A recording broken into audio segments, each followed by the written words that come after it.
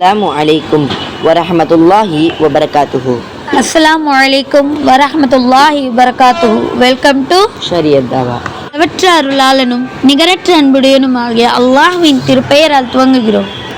எல்லா படிப்புகளையும் படைத்து அதை பரிகப்படுத்தும் அல்லாஹ்வுக்கே எல்லா புகழும். நம்ம இன்னும் 2 நாள்ல துல்ஹஜ் மாதத்தை நம்ம நெருங்கிட்டு இருக்கோம். அது ரொம்ப சிறப்புக்குரிய மாதம். அதாவது ரமலானுக்கு அப்புறம் ரமலானுக்கு ஈடான ஒரு சிறப்புக்குரிய மாதம்னா துல்ஹஜ்ஜாவோட மாதம் தான் சொல்லுவாங்க. இந்த ஒரு வருடத்துல, அதாவது ஒரு ஹிஜ்ரியில 2 வாட்டி தான் நம்மளுக்கு ஈத் வரும். ஒரு ரமலானுடைய மாதம், இன்னும் துல்ஹஜ்ஜாவோட மாதம்.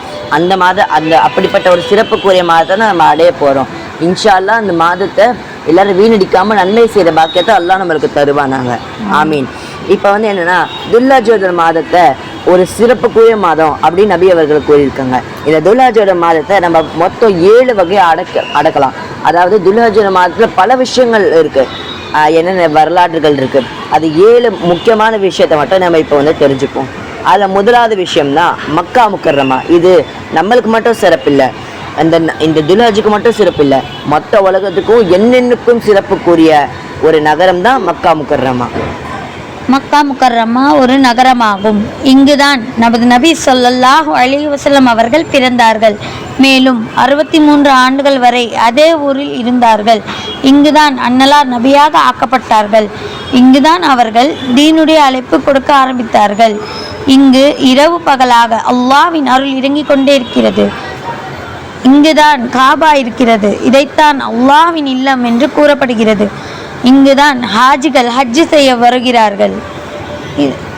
இது அல்லாஹ்வின் பார்வையில் மிக கண்ணியமான நகரம். இங்கு இபாதத் செய்தால் நன்மைகள் பல மடங்கு ஆகிவிடும். இங்கு செய்யப்படும் ஒரு நல்ல காரியத்தின் நன்மை 1,00,000 நன்மைகளுக்கு சமமானது. உதாரணமாக, நாம் இங்கு ஒரு நோன்பு நோற்றால் 1000 நோன்புகள் நோற்ற நன்மைகள் கிடைக்கும் என்று நபி அவர்கள் கூறினார்கள். நாம் இங்கு 2 ரக்காத் தொழுகை தொழுதால் அது 1000 தொழுகையை தொழுத நன்மைகளை அல்லாஹ் நமக்கு தருவான் என்று நபிகளார் நமக்கு கூறினார்கள்.